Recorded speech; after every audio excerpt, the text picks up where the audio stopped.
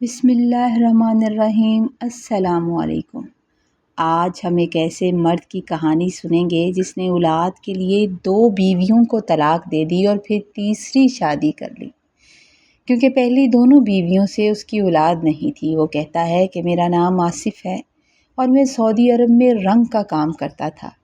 بچپن میں میرے ابا کا انتقال ہو گیا اور میں یتیم ہو گیا، تو میری ماں نے جیسے ہی میں 22 سال کا ہوا مجھے ماموں کے پاس سعودیہ بھیج دیا تھا۔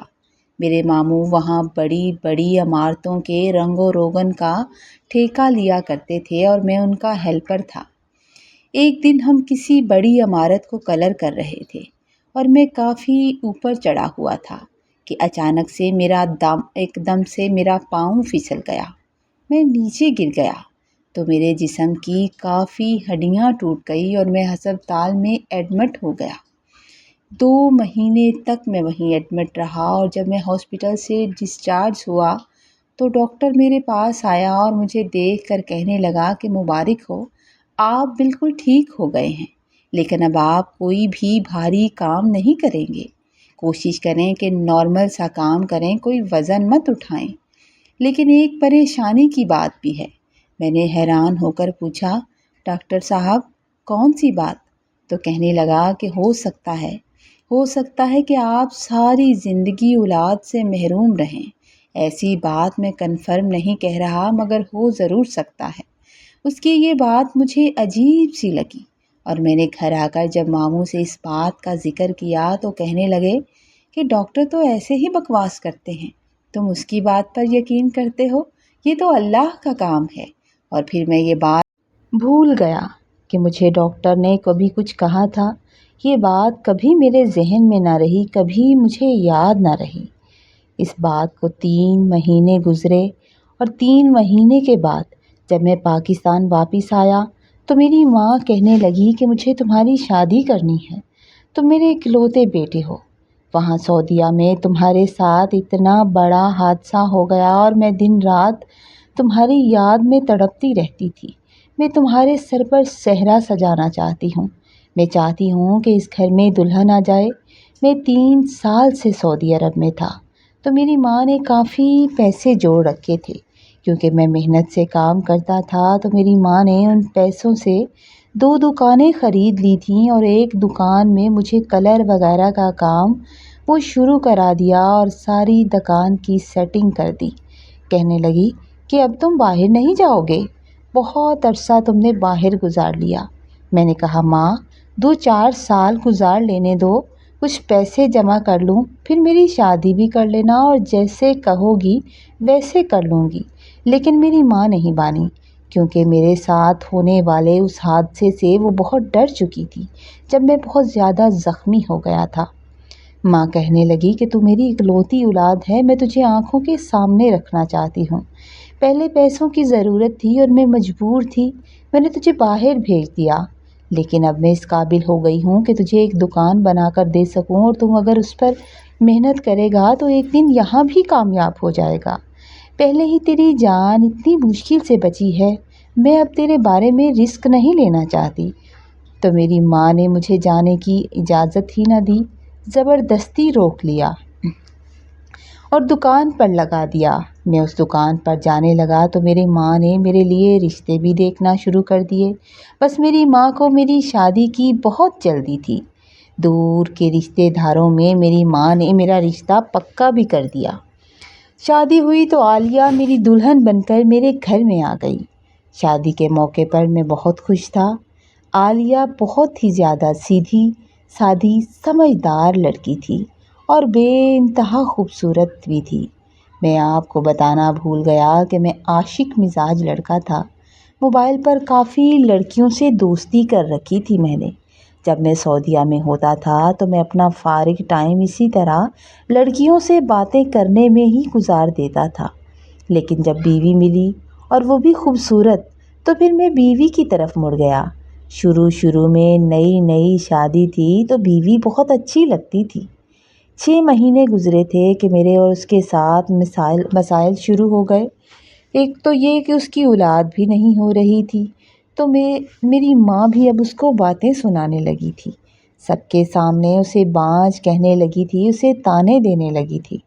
اتنی جلدی ہی میری ماں کو اتنی جلدی اولاد کی فکر پڑ گئی تھی کہ وہ کبھی کسی ڈاکٹر کے پاس لے جاتی تو کبھی کسی ڈاکٹر کے پاس لے جاتی۔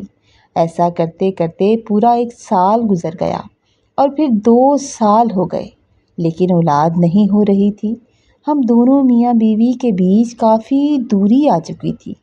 مسائل تب بڑھنے لگے جب میری ماں میری دوسری شادی کا ذکر بالکل سرے عام کرنے لگی۔ میری ماں چاہتی تھی کہ جلد از جلد میری دوسری شادی ہو جائے اور شاید دوسری شادی کرنے سے میری اولاد بھی ہو جائے گی۔ میری بیوی کو بانجھ کہنے لگی تو یہ بات میری بیوی کو بہت دکھی کرنے لگی تھی، اور ایک دن وہ مجھ سے کہنے لگی کہ اپنی ماں کو روکو، وہ تمہارے لیے لڑکیاں دیکھ رہی ہے اور یہ بات مجھ سے برداشت نہیں ہو رہی، مجھے بڑی تکلیف ہوتی ہے، تھوڑا صبر کر لو، اللہ اولاد دے دے گا۔ میں نے کہا 2 سال تو ہو گئے، 2 سال سے زیادہ وہ اور کیا صبر کرے؟ وہ بھی صبر کر رہی ہے اور میں بھی صبر کر رہی ہوں۔ ویسے بھی یہ ماں کا کام ہے، اس گھر میں میرا کوئی عمل دخل نہیں، گھر کا سارا نظام ماں کے ہاتھ میں ہے۔ میں اس معاملے میں نہیں پڑنا چاہتا۔ میں نے کبھی اپنی ماں کو نہیں روکا کسی بھی معاملے میں، اس کو جو بہتر لگے گا وہ وہی کرے گی۔ اس وقت میرے ذہن میں وہ سعودیہ والی بات ایک لمحے کے لیے نہیں آئی۔ میں بھول چکا تھا کہ کبھی ڈاکٹر نے مجھے کچھ کہا تھا، یا مسئلہ میرے اندر بھی ہو سکتا ہے، یا میں کسی بیماری کا شکار ہو سکتا ہوں۔ میں دل ہی دل میں خوش تھا کہ چلو دوسری شادی ہو رہی ہے، دوسری بیوی آ جائے گی۔ میں بہت خوش تھا۔ ایک تنگ کرے گی تو دوسری کے پاس چلا جایا کروں گا، میری بہت عزت ہو جائے گی۔ میری بیوی میری بہت منتیں کرتی رہی، وہ بہت روتی تھی۔ وہ اکثر مجھ سے کہتی تھی کہ اپنی ماں کو روکو، لیکن میری ماں لڑکیاں دیکھنے چلی جاتی تھی اور میں اپنی بیوی کو مکھن لگاتا اور خود اپنی ماں کو بھیجتا تھا، اور یہاں تک کہ میں ماں کو وہاں چھوڑ کر بھی آتا تھا۔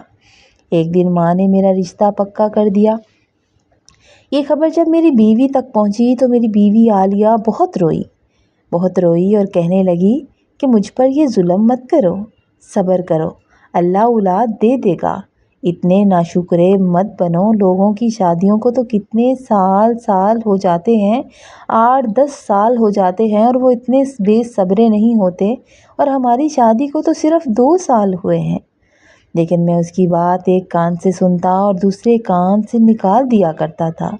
یہ کہتا ہوا میں اس کمرے سے نکل گیا اور میرے گھر میں دوسری شادی کی تیاریاں ہونے لگی تھیں۔ یہ بات اب میری بیوی سے برداشت نہیں ہوتی تھی، وہ ہر وقت پریشان اور بیمار رہنے لگی تھی۔ ایک وقت آیا کہ جب شادی کے دن بہت قریب تھے تو اس کا باپ آیا، اپنی بیٹی کو روتا ہوا اور تکلیف میں دیکھا تو اپنے ساتھ لے گیا، اور پھر ان لوگوں نے طلاق مانگ لی، اور میں نے بھی بڑے آرام سے طلاق دے دی، کیونکہ میں تو چاہتا ہی یہی تھا کہ اس نئی بیوی کے آنے سے پہلے والی چلی ہی جائے تو بہتر ہے۔ پھر یوں ہوا کہ ثنا میری دوسری بیوی بن کر میرے گھر آ گئی۔ ثنا بھی بے حد خوبصورت تھی، مگر اس کا مزاج تو بہت زیادہ سخت تھا۔ جس طرح میری ماں کا مزاج تھوڑا سا کڑوا تھا، مخلص تھا، لیکن ثنا کا مزاج بھی تھوڑا سا کڑوا ہی تھا۔ جب تک نئی شادی تھی تو مجھے اس کے مزاج سے کوئی مسئلہ نہیں ہوتا تھا۔ اگر ماں اس کے کسی کام پر اسے ٹوک دیا کرتی تو میں منع کرتا کہ اماں ایسے مت بولا کرو اسے، اور میں اس کی جی حضوری کرتا تھا۔ مگر جیسے 2-4 مہینے گزرنے لگے اور وہ میری ماں کے آگے سے بدتمیزی کرنے لگی تو مجھے بھی غصہ آنے لگا۔ اب گھر کا ماحول یہاں تک خراب ہو گیا تھا کہ ماں اسے دیکھ نہیں سکتی تھی اور وہ میری ماں کو برداشت نہیں کر سکتی تھی۔ دونوں ایک دوسرے کی دشمن بن چکی تھیں۔ اگر میں ماں کے پاس جاتا تو ماں اس کی برائیاں کرتی تھی، اور اگر میں بیوی کے پاس جاتا تو بیوی ماں کی برائیاں کرتی تھی، یہاں تک کہ معاملہ ہاتھا پائی پر بھی اتر آیا تھا، اور مجھے بہت غصہ آنے لگا تھا۔ اب میں بہت پریشان رہنے لگا تھا اور اکثر اس بات پر اپنی بیوی سے جھگڑا بھی کرتا تھا اور اس سے ناراض بھی ہو جاتا تھا۔ ایک دن اس نے میری ماں سے بہت بدتمیزی کی، کافی زبان چلائی، اور میں دیکھ رہا تھا کہ اس نے ماں کو دھکا دے دیا۔ جیسے ہی اس نے ماں کو دھکا دے دیا میں نے اسے منع کرا تو اس نے میرا گریبان پکڑ لیا، اور جب اس نے میرا گریبان پکڑا تو میں نے اس پر ہاتھ اٹھا دیا۔ جب ہاتھ اٹھایا تو وہ مجھے دھمکی دیتے ہوئے چلے گئی کہ وہ اپنے بھائیوں سے کہہ کر مجھے ضرور سیٹ کرائے گی۔ اگلے دن اس کے بھائیوں نے مجھے دکان پر جاتے ہی پکڑ لیا اور مجھے خوب مارا، اور میں ہاسپٹل میں ایڈمٹ ہو گیا کیونکہ کافی سارے زخم ہو گئے تھے۔ زخم بہت زیادہ تھے اور میری ماں انہیں دیکھ کر روتی رہتی تھی۔ میری حالت دیکھ کر میری ماں کا کلیجہ منہ کو آ رہا تھا۔ میں اپنی ماں کی اکلوتی اولاد تھی، ظاہر سی بات ہے وہ میری ماں تھی۔ اس نے اسی وقت فیصلہ کر لیا کہ ثنا کو طلاق دے دینی چاہیے۔ ایسی عورت جو اپنے شوہر کو اپنے بھائیوں سے پٹوائے، ایسی عورت ہمارے گھر میں نہیں رہ سکتی۔ میری یہ بیوی بھی تقریباً 1 سال میرے ساتھ رہی اور مگر اولاد نہیں ہوئی، اور پھر اسے بھی 1 سال تک میں نے طلاق دے دی، اور پھر 1 سال تک میری زندگی اسی کیفیت میں رہی۔ میں جیسے پتھر کا ہو گیا تھا۔ پھر میری ماں نے ہمت نہیں ہاری اور میرے لیے دوبارہ رشتے دیکھنا شروع کر دیے۔ یہ بڑا مشکل کام تھا کیونکہ جب بھی کسی کو پتہ چلتا تھا کہ میں پہلے 2 بیویوں کو طلاق دے چکا ہوں اور میری ان سے بنی نہیں، تو کوئی بھی اپنی بیٹی دینے کو تیار نہیں ہوتا تھا۔ رشتے کا نام سن کر ہی لوگ انکار کر دیا کرتے تھے۔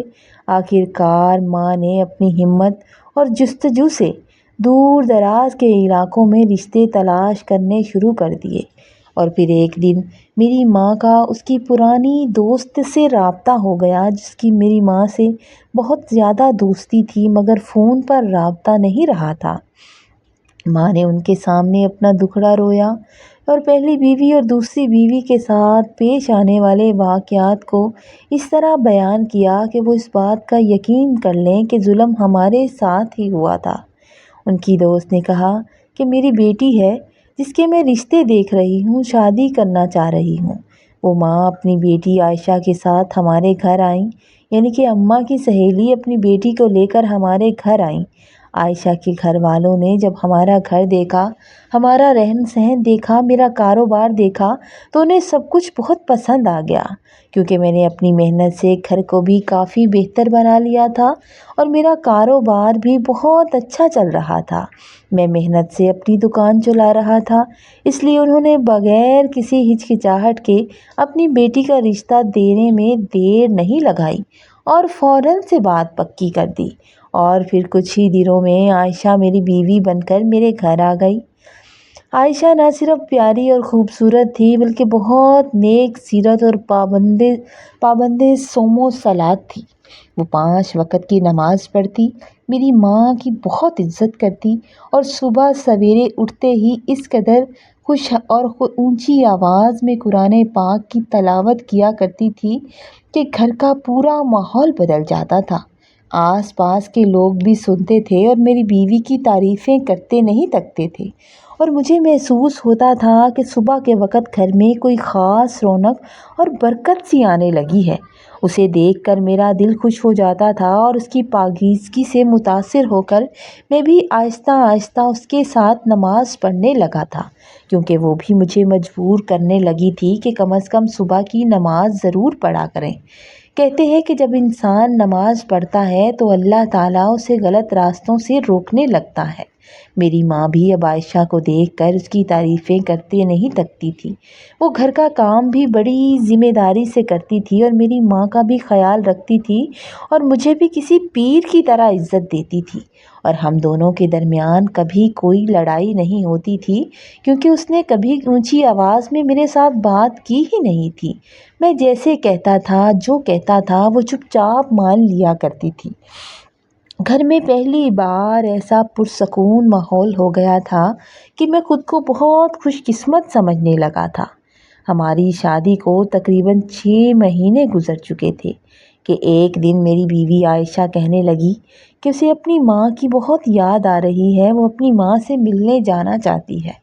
میرا سسرال میرے گھر سے 6 گھنٹے کے طویل سفر پر تھا اور وہاں جانے کے لیے ٹرین کا سفر کرنا پڑتا تھا۔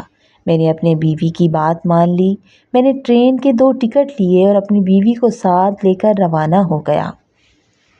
وہ میرے ساتھ جاتے ہوئے بہت خوش تھی کیونکہ شادی کے بعد میں دوسری بار اس کے ساتھ کچھ دن رکنے کے لیے جا رہا تھا۔ ہم ٹرین کے ڈبے میں بیٹھے سفر کر رہے تھے کہ اچانک میری نظر سامنے کی سیٹ پر پڑی، جو مجھ سے سیٹ پر پڑی جہاں عالیہ بیٹھی ہوئی تھی۔ کافی 2 سیٹیں چھوڑ کر وہ میرے سامنے بیٹھی ہوئی تھی اور میں نے اسے ایک نظر میں پہچان لیا۔ وہ عالیہ جو میری پہلی بیوی تھی جسے میں نے چھوڑ دیا تھا۔ اس کی گود میں ایک بچہ تھا جو دیکھنے میں 4 یا 5 مہینے کا لگ رہا تھا۔ بچے کو دیکھ کر میں حیران ہو گیا۔ میں حیران ہو کر اسے دیکھنے لگا کہ اچانک اس کی نظر میری نظر سے جا ٹکرائی۔ وہ میری طرف دیکھنے لگی۔ پھر جب اس کی نظر میرے سے ملی تو اس نے نفرت سے اپنا چہرہ دوسری طرف پھیر لیا تھا۔ میں نے غور کیا کہ وہ پہلے سے کہیں زیادہ خوبصورت، باوقار اور پرسکون سی لگ رہی تھی، جیسے اس کی زندگی میں کوئی بہت بڑا سکون آ گیا ہو۔ اور وہ بچے کو سنبھال رہی تھی تو لگتا تھا کہ اس کی ماں ہی تھی۔ تھوڑی ہی دیر بعد میں نے دیکھا کہ اوپر والی برتھ پر لیٹا ہوا مرد نیچے اترا اور اس کے بالکل برابر میں بیٹھ گیا۔ وہ بھی دیکھنے میں کافی پڑھا لکھا اور سمجھدار لگ رہا تھا۔ میں ان دونوں کو بار بار دیکھ رہا تھا۔ میری نظر تھی کہ ہٹنے کا نام نہیں لے رہی تھی۔ بلا شبہ جس عورت کے ساتھ زندگی کا کچھ عرصہ گزارا ہو، زندگی کا کچھ حصہ گزارا ہو، جب وہ کسی اور مرد کے ساتھ اس طرح نظر آتی ہے تو دل میں ایک عجیب سی جلن اور دکھ کا احساس ضرور ہوتا ہے۔ میری بیوی عائشہ یہ سب نوٹ کر رہی تھی کہ میں بار بار اس عورت کی طرف کیوں دیکھ رہا ہوں۔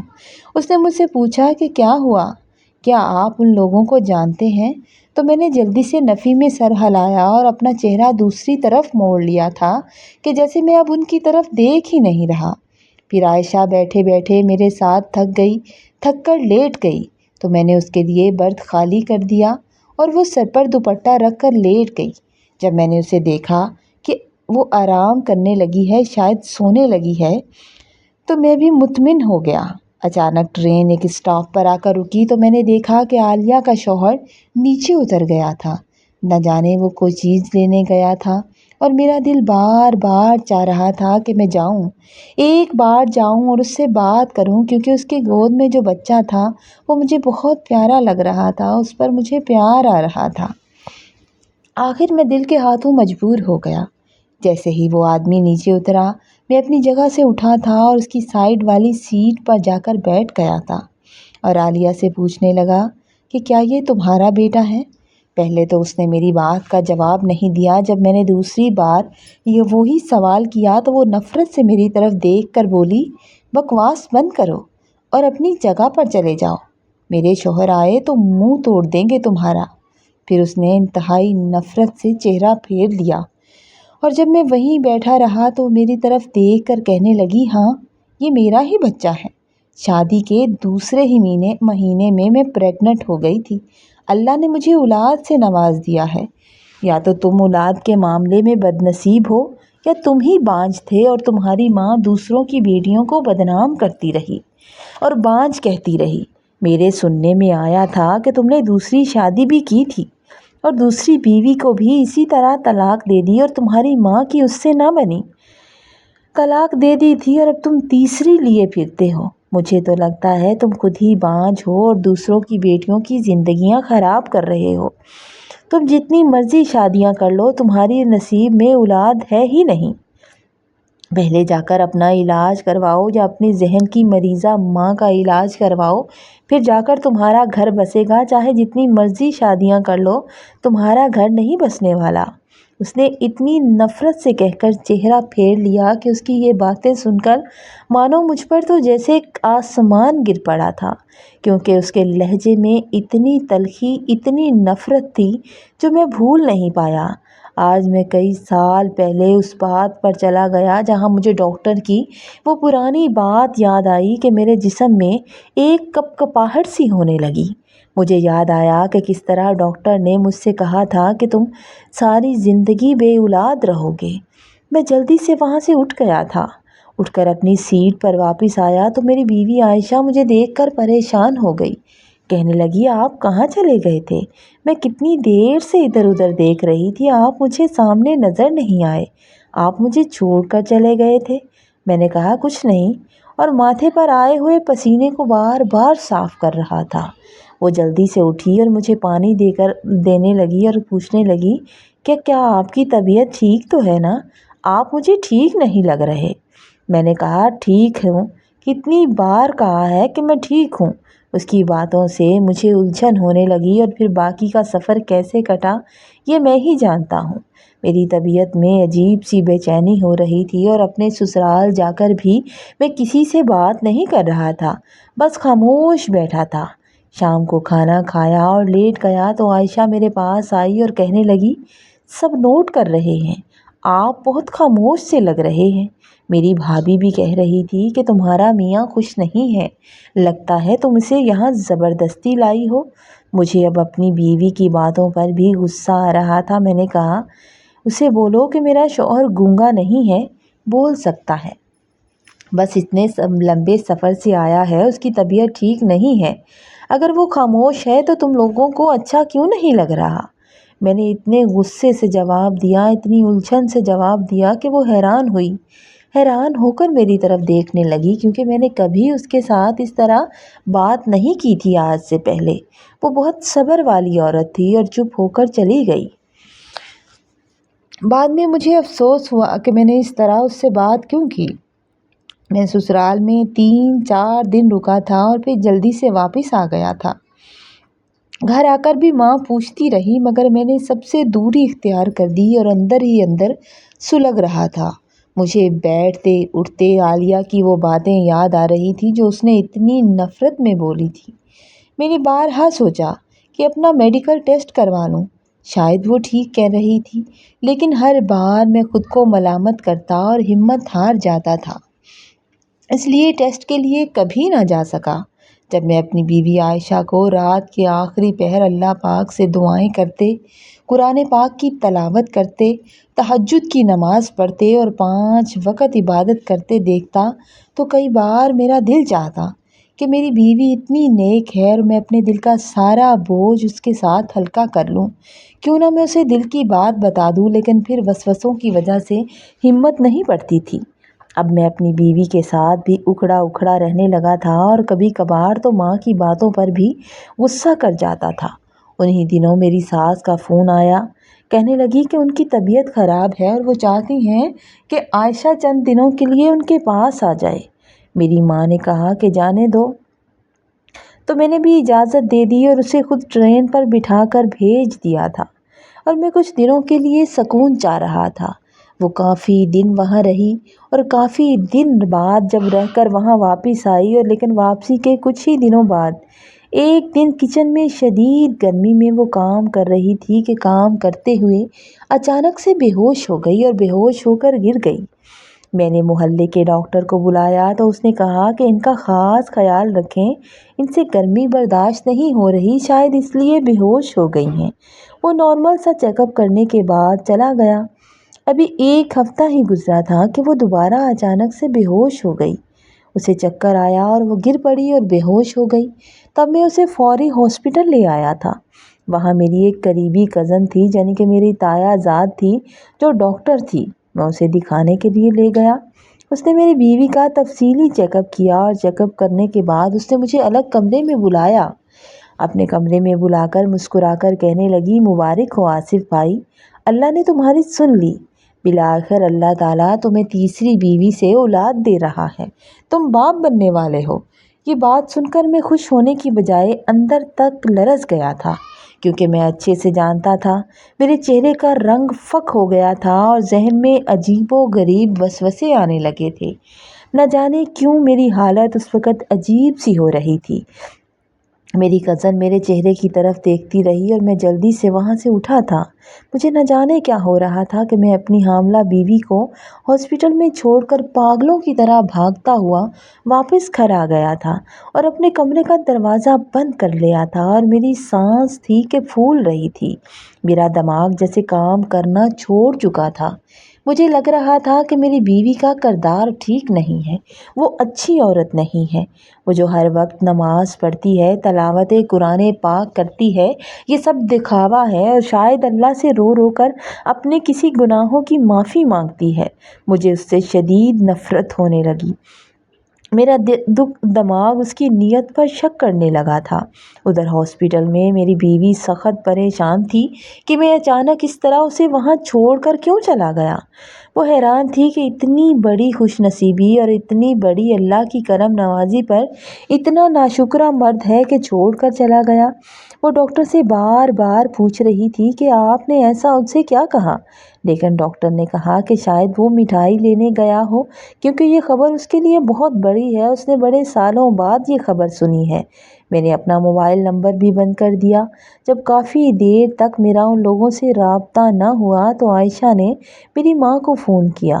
اماں کو جب پتہ چلا تو ماں بھاگتی ہوئی میرے کمرے میں آئیں، دروازہ بجانے لگی، کہنے لگی تم پاگل تو نہیں ہو گئے؟ اللہ نے اتنی بڑی خوشخبری دی، اتنی خوشی سے نوازا اور تم بیوی کو وہیں چھوڑ آئے۔ اپنی بیوی کو ہاسپٹل چھوڑ کر آتے ہوئے تمہارے دل کو کچھ نہیں ہوا؟ میں اپنی ماں کے کسی بھی سوال کا جواب نہیں دے رہا تھا اور عجیب پاگلوں جیسی حرکتیں کر رہا تھا، بس پتھر کی طرح خاموش بیٹھا تھا۔ میری ماں مجھے دیکھ کر پریشان ہو گئی اور پھر میری ماں نے عائشہ سے کہا کہ رکشہ لے کر خود ہی گھر آ جاؤ۔ میں اس وقت پاگلوں جیسی عجیب سی حرکتیں کر رہا تھا اور میری ماں مجھے دیکھ کر سخت پریشان ہو رہی تھی۔ میں سوچ رہا تھا کہ اگر اس بار بھی بیوی کو طلاق دے دی کیونکہ یہ کردار کی اچھی نہیں ہے تو پھر مجھے کون رشتہ دے گا؟ میرے نصیب میں اولاد بھی نہیں ہوگی اور میں کس طرح زندگی گزاروں گا؟ میری ماں بھی اب بیمار رہتی ہے۔ اس دوران میرے ذہن میں اور عالیہ آنے لگی اور پھر ثنا کی باتیں بھی بار بار گونجنے لگی۔ مجھے عالیہ کا وہ لہجہ یاد آ رہا تھا جس طرح اس نے نفرت سے میرے بارے میں بات کی تھی۔ تھوڑی دیر کے بعد میری بیوی گھر آ گئی اور حیران ہو کر مجھ سے پوچھنے لگی کہ آپ کو ہوا کیا ہے؟ آپ اسی طرح مجھے چھوڑ کر آ گئے؟ ایسے بھی بھلا کرتا ہے کوئی؟ یہ آپ کس طرح کی حرکتیں کر رہے ہیں؟ مجھے وہاں کیوں چھوڑ آئے؟ تو میں نے چیخ کر کہا کہ اس سے پہلے کہ میں تمہیں طلاق دے دوں اپنا سامان باندھو اور اپنے مائکے چلی جاؤ، مجھے نظر نہ آنا تم۔ میری ماں حیران ہوئی اور مجھے دیکھ رہی تھی کہ آخر ایسی کون سی بات ہو گئی جو میں ایسا کہہ رہا ہوں۔ میری ماں نے مجھے جھنجھوڑا اور کہنے لگی کہ میں تم پر ہاتھ اٹھا دوں گا۔ میری بیوی کے چہرے کا رنگ اڑ گیا۔ میں پاگلوں کی طرح اسے مارنے کے لیے آگے بڑھنے لگا تھا۔ میں دوڑ دوڑ کر اسے مارنے کی کوشش کر رہا تھا تو میری ماں نے اسے اپنے پیچھے چھپا لیا اور میرے آگے کھڑی ہو گئی، اور پھر میری ماں نے آگے بڑھ کر کمرے کا دروازہ بند کر دیا اور اسے باہر نکال دیا۔ تھوڑی دیر کے بعد میری ماں میرے پاس آئیں اور میرے پاس بیٹھ کر کہنے لگی کیا بات ہے؟ کیا بات ہے؟ جو بات تیرے دل میں ہے خدا کے لیے مجھے بتا، میں تجھے دیکھ کر بڑی پریشان ہو رہی ہوں، میرا دل پھٹ جائے گا میرے بچے، کچھ تو بتا۔ میں ماں کی بات سن کر اور ماں کا انداز دیکھ کر دھاڑے مار مار کر رونے لگا اور اپنی ماں کا ہاتھ پکڑ کر کہنے لگا اماں آپ کا بیٹا کبھی باپ نہیں بن سکتا، یہ عورت کردار کی ٹھیک نہیں ہے۔ آج سے پہلے میں نے آپ کو نہیں بتایا کہ سعودیہ میں میرا بری طرح سے ایکسیڈنٹ ہو گیا تھا۔ میری ماں کو تو تب ڈاکٹر نے یہی کہا تھا۔ میری ماں کو اس کے کردار پر پورا یقین تھا۔ وہ کہنے لگی کہ تم پاگل تو نہیں ہو؟ اگر یہ بات تم عالیہ یا ثنا کے بارے میں کہتے تو شاید کوئی مان لیتا، لیکن عائشہ کے بارے میں ایسی بات کہو گے تو اللہ پوچھے گا تم سے۔ خدا را اس نیک عورت کے بارے میں ایسی بات مت کرو۔ پھر میں نے ماں کو سعودیہ والی ساری بات دوبارہ بتائی، ڈیٹیل سے سمجھائی اور یہ بھی بتایا کہ میں نے عالیہ کو اس کے بچے کے ساتھ دیکھا تھا۔ ماں، اس کے پاس ایک چھوٹا سا بچہ تھا۔ ماں حیران ہوئی اور مجھے دیکھنے لگی۔ اسے بھی میری بات کی کوئی سمجھ نہیں آ رہی تھی کہ وہ مجھ سے کیا کہے اور میری بیوی کو کیا کہے۔ وہ کہنے لگی کہ ہو سکتا ہے کوئی معجزہ ہو گیا ہو، ڈاکٹر نے یہ بھی تو بولا تھا کہ ہو سکتا ہے ایسا ہو، اور ہو سکتا ہے کہ ایسا نہ ہو اور اللہ کی طرف سے سب ٹھیک ہو گیا ہو، لیکن اگر تم میری بہو پر بہتان لگاؤ گے تو میں نہیں مانوں گی، مگر میں تو جنونی ہو چکا تھا۔ میں نے کہا کہ اس عورت کو کہہ دو کہ میری نظروں کے سامنے مت آئے۔ ورنہ مجھ سے کچھ نہ کچھ برا ہو جائے گا۔ ماں نے مجبوری میں میری کمرے سے عائشہ کے کچھ کپڑے سمیٹنے شروع کر دیے اور اس کا بیگ پیک کیا۔ وہ جان گئی تھی کہ میں اپنی بیوی کے ساتھ کچھ برا نہ کر دوں، اس لیے اس نے جلدی سے میری بیوی کو مائکے بھجوا دیا اور اس کے آگے ہاتھ جوڑے کہ وہاں جا کر خدا کے لیے کوئی ایسی بات مت کرنا۔ لیکن وہ عورت ذات تھی، روتی ہوئی وہاں سے چلی گئی کیونکہ اس کے ساتھ میں ظلم کرنے والا تھا۔ اس دن میں بہت رویا اور اللہ سے معافی مانگتا رہا گڑ گڑا کر کہ میں 2 عورتوں کو طلاق دے چکا تھا، ان کی زندگی خراب کر چکا تھا، لیکن اب اس بڑی بات میں، اتنی بڑی بات میں آخر کیسے بھول گیا تھا۔ میں نے 2 دن تک خود کو کمرے میں بند رکھا۔ ماں مجھے کھانا دے کر جاتی تھی۔ ماں کی طبیعت بھی خراب رہتی تھی اور وہ بہت کمزور ہو گئی تھیں۔ اب ان سے گھر کا کام نہیں ہوتا تھا۔ ایک دن میری ماں میرے پاس آئیں اور ہاتھ جوڑ کر کہنے لگی کہ خدا کے لیے کسی ڈاکٹر کے پاس جاؤ اور اپنا چیک اپ کرواؤ، ایسا آخر کب تک چلے گا؟ تم نے کھانا پینا چھوڑ دیا ہے، اپنا حال تو دیکھو کیا ہو گیا ہے۔ اپنے ذہن سے یہ غلط باتیں نکال دو، ورنہ کہیں ایسا نہ ہو کہ میں ہی تمہیں چھوڑ کر چلی جاؤں۔ میری طبیعت اب ٹھیک نہیں رہتی، میری حالت ٹھیک نہیں ہے، اچانک دنیا سے چلی گئی تو اکیلے رہ جاؤ گے۔ میں چاہتی ہوں کہ تم جاؤ، جا کر چیک اپ کراؤ اور تمہارے ذہن سے یہ بات نکل جائے، یہ فضول باتیں تمہارے ذہن سے نکل جائیں اور کھلے دل کے ساتھ جا کر اپنی بیوی کو لے کر آؤ۔ میں نے کہا اماں، ایسا کیسے ہو سکتا ہے کہ وہ معجزہ ان 2 عورتوں کے ساتھ نہ ہوا ہو اور اسی کے ساتھ ہو گیا؟ ایسا کیا تھا ان عورتوں میں جو ان کے ساتھ معجزہ نہ ہو سکا؟ یہ عورت اپنے گناہوں کو چھپانے کی کوشش کرتی ہے، میں نے اسے اکثر راتوں کو روتے ہوئے دیکھا ہے۔ یہ ضرور اپنے گناہوں کی معافی مانگتی ہے۔ اماں، اس نے کوئی گناہ کیا ہے؟ میری ماں میری باتیں سن کر میری طرف دیکھ رہی تھی کہ میرے اکلوتے بیٹے کو آخر کیا ہو گیا ہے، یہ کس حال میں ہو گیا ہے۔ میری ماں پڑھتی رہی اور پڑھ پڑھ کر مجھ پر پھونکے مارتی رہی، مگر میں ایک ہی بات پر اڑا ہوا تھا۔ ماں رونے لگی اور پھر میں ماتھا چوم کر بولی کہ اگر میری اولاد ہے نا، اگر تو میرا بچہ ہے تو جا اپنا چیک اپ کرا، اس کے بعد آ کر مجھ سے بات کرنا، تب دیکھنا اللہ سب آسان کر دے گا۔ میں نے بڑی مدت کے بعد یہ خوشخبری دیکھی ہے آصف، خدا کے لیے اس خوشخبری کو خراب مت کر، اللہ کی نعمت کو اس طرح مت باتیں سنا۔ میں تیری اولاد دیکھ کر مرنا چاہتی ہوں۔ ماں کی باتیں سن کر میرے دل میں ایک امید کی کرن جاگنے لگی تھی۔ میری ماں نے جب پیار سے سمجھایا تو میں نے فیصلہ کیا کہ آخر اس بات کا فیصلہ کر ہی لوں جو میرے اندر کے تمام اندھیروں کو مٹانے والی ہے۔ میں نے اللہ سے دعا کرنا شروع کر دی کہ اے خدایا، کیا واقعی کوئی معجزہ ہو گیا ہے؟ میں فوراً ہاسپٹل پہنچ گیا۔ میں نے وہاں جا کر اپنا میڈیکل ٹیسٹ کروایا۔ رپورٹ آنے میں ابھی کافی وقت تھا اور مجھ سے صبر نہیں ہو رہا تھا۔ وہ وقت مجھ پر پہاڑ کی طرح گزر رہا تھا۔ میں بے چین ہو کر سیدھا مسجد پہنچ گیا اور اللہ کے حضور سجدے میں گر گیا اور زاروں قطار رونے لگا۔ رو رو کر اللہ سے اپنے گناہوں کی معافی مانگنے لگا۔ میں اپنے ان تمام گناہوں کا اعتراف کر رہا تھا جو میں نے ثنا اور عالیہ کے ساتھ کیے تھے۔ میں نے جان بوجھ کر ان عورتوں کی زندگی خراب کر دی تھی۔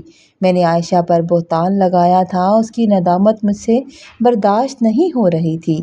میں سجدے میں گڑ گڑا کر التجا کر رہا تھا کہ اے اللہ، حق سچ کا فیصلہ کر دے، میری ماں کی بات کو سچ ثابت کر دے۔ میں ایک عورت پر بہتان نہیں لگا سکتا، مجھے اس عذاب سے نجات دلا دے۔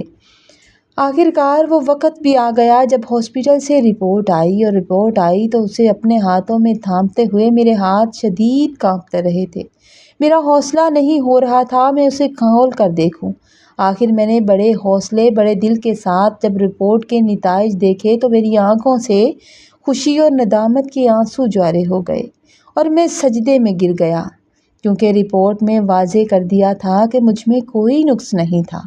اب کوئی نقص نہیں رہا تھا۔ میں خوشی سے سرشار وہیں زمین پر گر گیا۔ اللہ کا لاکھ لاکھ شکر ادا کرتا رہا، کیونکہ میری زندگی کا وہ پل سب سے بڑا موڑ تھا اور میں اللہ تعالیٰ کی رضا پر راضی ہو گیا اور اس کے لیے شکر گزار بن گیا۔ میں نے فوری طور پر وہیں سے عائشہ کے میکے کا رخ کر لیا تھا۔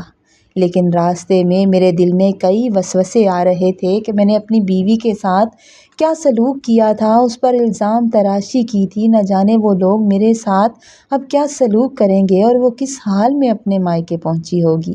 میں جب سسرال پہنچا تو وہاں کا ماحول بہت کشیدہ تھا۔ میرے سسرالیوں کا رویہ بہت سخت تھا۔ انہوں نے مجھے دیکھتے ہی صاف الفاظ میں کہہ دیا کہ ہم نے تمہیں اپنی پھول جیسی بیٹی دی تھی اور تم نے اس کا کیا حال کر دیا، اور سب سے بڑی بات کہ تم نے اس کے کردار پر جو بہتان لگایا ہے وہ ناقابل معافی ہے۔ وہ اتنی تہجد گزار پاک باز عورت ہے، تمہیں شرم آنی چاہیے اس کے بارے میں ایسی بات کرتے ہوئے۔ انہوں نے کہا کہ ہم تم پر اب بھروسہ نہیں کر سکتے، تم نے ہماری بیٹی کی عزت اچھالی ہے۔ میں ان کے سامنے ہاتھ جوڑ دیے اور زاروں قطار روتے ہوئے ہاتھ جوڑ کر معافی مانگنے لگا۔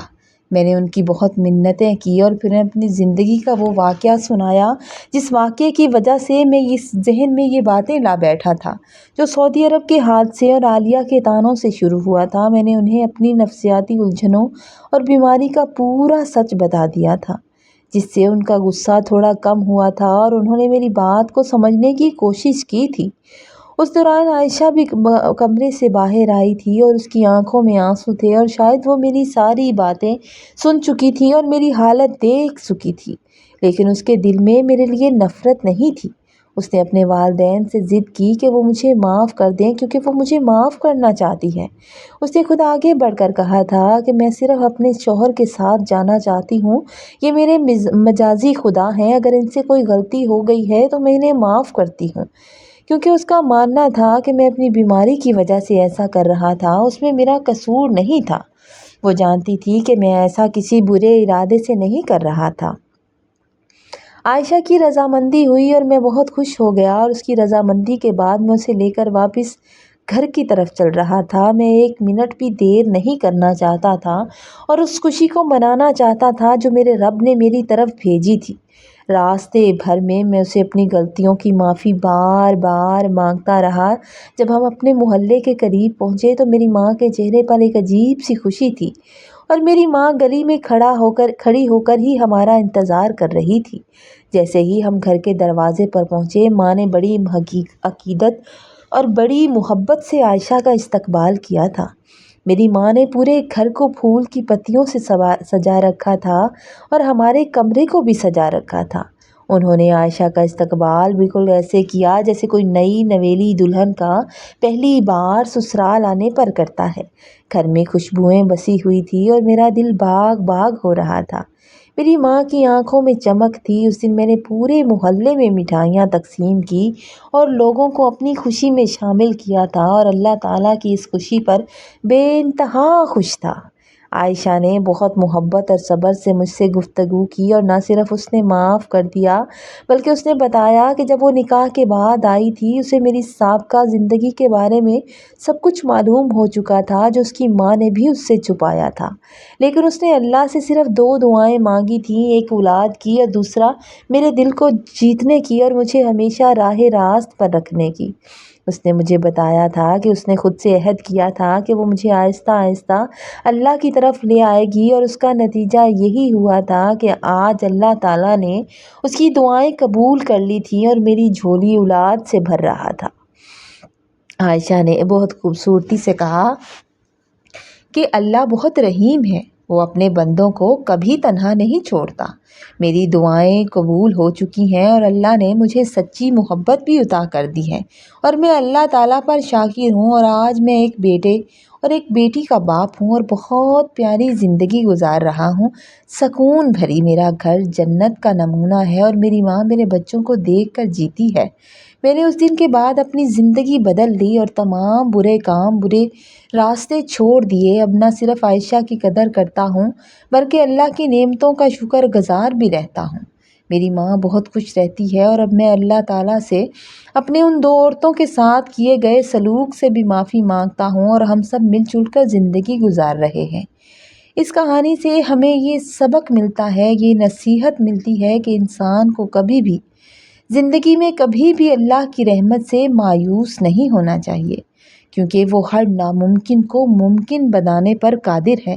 وہ ہمارا اللہ ہے۔ وہ کسی پر بھی بلا وجہ بدگمانی کرنا اور شک میں پڑ کر رشتے توڑ دینا بہت بڑی نادانی ہوتی ہے، جس کا خمیازہ انسان کو نہ صرف خود بھگتنا پڑتا ہے بلکہ دوسرے بھی اس کا سامنا کرتے ہیں۔ نیک شریک حیات اللہ کی بڑی نعمت ہے، جس کی دعائیں تقدیر بدل دیتی ہے۔ اللہ کے حضور جھک جانا ہی دنیا اور آخرت کی کامیابی ہے۔ کہانی اگر آپ کو اچھی لگے تو آپ نے لائک کرنا ہے، کمنٹ میں ضرور بتانا ہے، اور چینل پر نئے ہیں تو پلیز چینل کو سبسکرائب کرنا مت بھولیے گا، تاکہ ہماری ہر آنے والی سٹوری آپ تک پہنچے۔ خوش رہیے، آباد رہیے، اللہ آپ کو سلامت رکھے۔